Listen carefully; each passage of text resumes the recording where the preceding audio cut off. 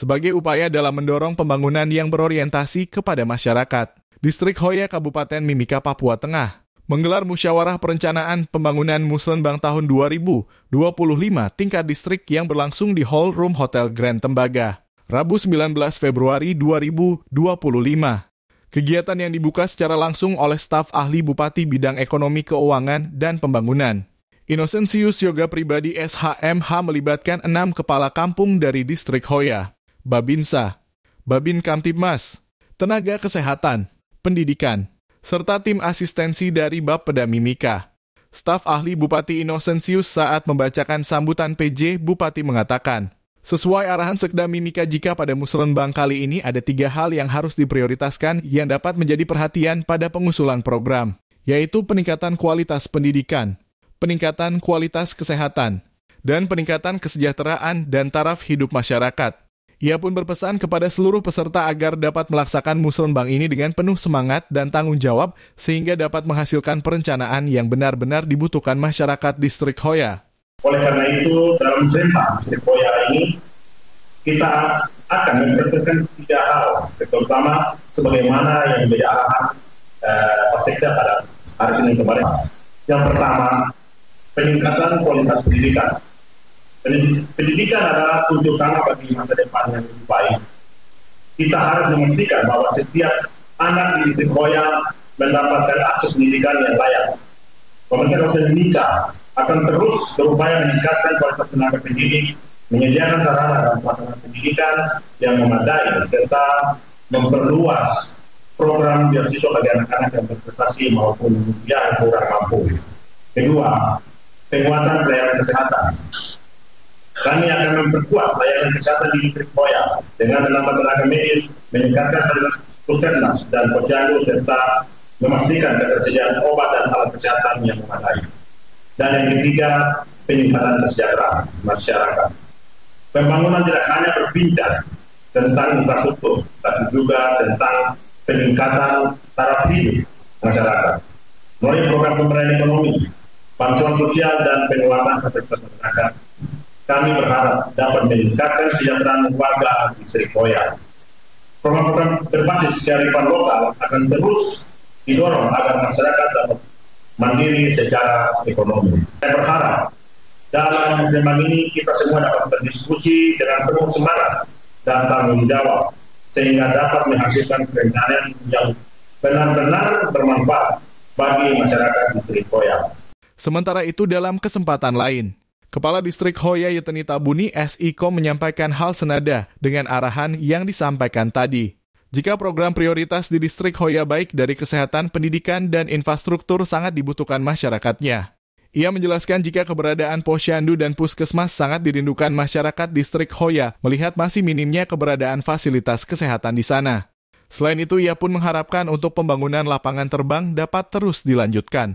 Mengingat saat ini fasilitas tersebut menjadi akses transportasi pemerintahan distrik dan masyarakat ketika ingin melakukan pengurusan administrasi ataupun kebutuhan lain di kota Timika.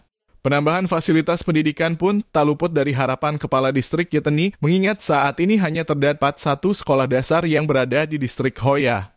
Hal ini senada dengan keterangan salah satu tenaga pendidik Repianus Uamang yang temui saat kegiatan berlangsung. Jika selama ini kegiatan belajar mengajar di distrik tetap berjalan, hanya saja fasilitas pendidikan masih dianggap kurang. Ia berharap semoga dengan adanya Musrembang ini dapat mewujudkan penambahan sekolah sehingga kebutuhan pendidikan masyarakat tidak hanya sampai di tingkat SD saja, tetapi dapat dilanjutkan ke tingkat SMP ataupun setara dengan daerah lain di Kabupaten Mimika. Aksesnya transportasi udara tidak ada, karena dari TNI maupun pihak terkait kami belum ada pertemuan dengan yang baik. Saya ada 11 prioritas utama, 11 program. 1, kesehatan harus dibangun 2 kampung. Puskesmas. Kalau puskesmas itu 2 kampung, Kampung Putih dengan Kampung Momontoka. Kampung Putih dengan Kampung Momontoka. Itu kepala air. Pus itu di Dalmagom. Sementara ada fondasi. Oh, ini sementara dibangun ya di Dalmagom. Belum. Karena ada kendala juga. Ini tanah. Jadi, Dibandingkan tanah, Pak. tidak. Oh, ya, ada kendala lah. Jadi Ada kendala untuk alat-alat bangunan tidak bisa naik karena aksesnya transportasi. Baru dari AU tidak bantu kami untuk angkut ke atas. Itu ada kendala juga. Jadi program yang kedua, program kedua itu lapangan terbang. Itu dilanjutkan saja. Jadi di ibu kota distrik. ya itu dilanjutkan dari 400 meter tambah 700 meter. Dari 400 meter ya, Pak. Ya, sambung ke 700 meter karena itu targetnya 700 meter. Itu harus diaspalkan.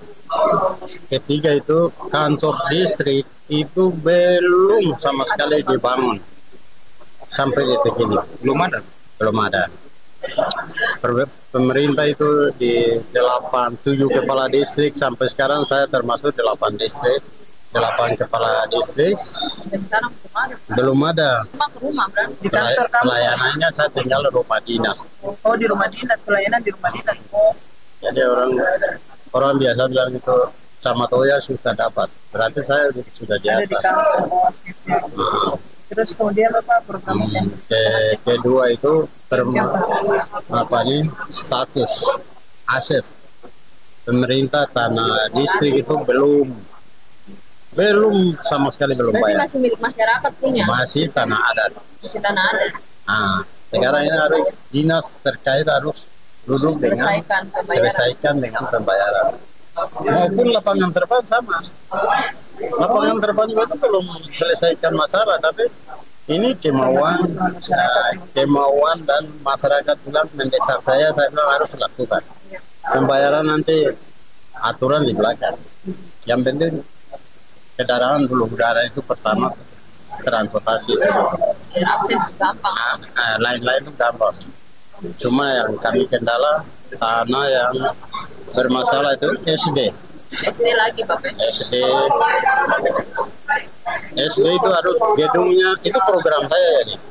SD itu harus bangun lagi tambah. Kemarin rehab saja. Tapi sekarang harus gedung baru. Tahun anggaran 2026, 2025 ada anggaran juga. Itu harus bangun. Oh, 2025 ini ada anggaran. Oh, jadi harus bangun ya? Harus bangun. Tidak boleh alasan ini transportasi lah. Jadi ya bilang tuh ada kendala dalam hal begini. Dong biasa bilang tuh, dia tuh rawan, omong kosong. Aman padahal, Bapak. Saya sebagai putra kendala aman.